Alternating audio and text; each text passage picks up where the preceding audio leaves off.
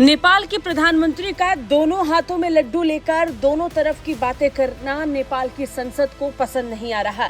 यही कारण है कि अब नेपाल की संसद नेपाल के प्रधानमंत्री पुष्प कमल दहल प्रचंड के रुख को लेकर गुस्से में आ गई है। नेपाल की संसद में इस समय पुष्प कमल दहल प्रचंड को जमकर तीखे विरोध का सामना करना पड़ रहा है। चीन की बीआरआई का समर्थन करने वाले प्रचंड को अब नेपाल की संसद खरी खोटी सुना रही है और स्पष्ट तौर पर संसद कह रही है कि किसी एक तरफ प्रचंड को रहने की जरूरत है।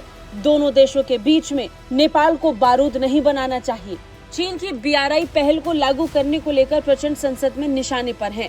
नेपाली सांसदों ने प्रचंड से कह दिया है कि वो नेपाल को भारत और चीन के बीच में बारूद न बनाए। नेपाल के विपक्षी सांसदों की ये टिप्पणियां चीन के उप विदेश मंत्री सन वेईदोंग के काठमांडू में 3 दिवसीय दौरे के खत्म होने के बाद ही आ गई। बता दें, इस समय नेपाल की संसद में ज्यादातर सांसद प्रचंड के रुख को लेकर खुश नहीं हैं। ज्यादातर नेपाली कांग्रेस के सांसदों ने चीन के बीआरआई प्रोजेक्ट पर सवाल उठाए और प्रचंड सरकार से बीआरआई के रूपरेखा को संसद में रखने के लिए कहा। सदन में पूर्व विदेश मंत्री और नेपाली कांग्रेस के नेता एनपी साउद ने कहा कि सरकार को बीआरआई के बारे में स्थिति स्पष्ट करनी चाहिए। बीआरआई के तहत चलने वाली परियोजनाओं के लिए कर्ज का विरोध भी नेपाल की संसद में किया गया। साउद ने पुष्प कमल दहल प्रचंड के नेतृत्व वाली सरकार की विदेश नीति पर कई सवाल उठाए।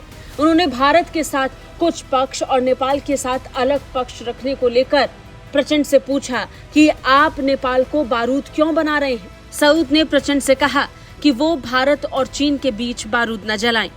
उन्होंने कहा कि सरकार आग से खेलने की कोशिश कर रही है। दिवंगत महाराज पृथ्वी नारायण शाह ने नेपाल को 2 चट्टानों के बीच यम कहा था। वो यम जीवित और गतिशील था।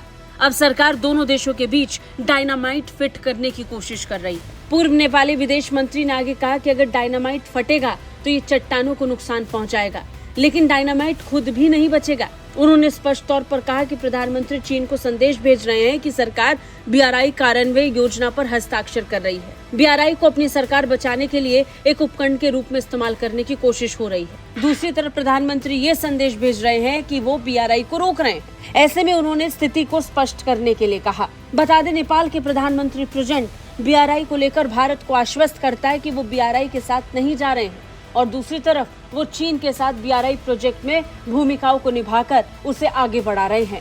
इसी बात को लेकर नेपाल के संसद में उन्हें बड़ा विरोध का सामना करना पड़ा। ब्यूरो रिपोर्ट, भारत तक।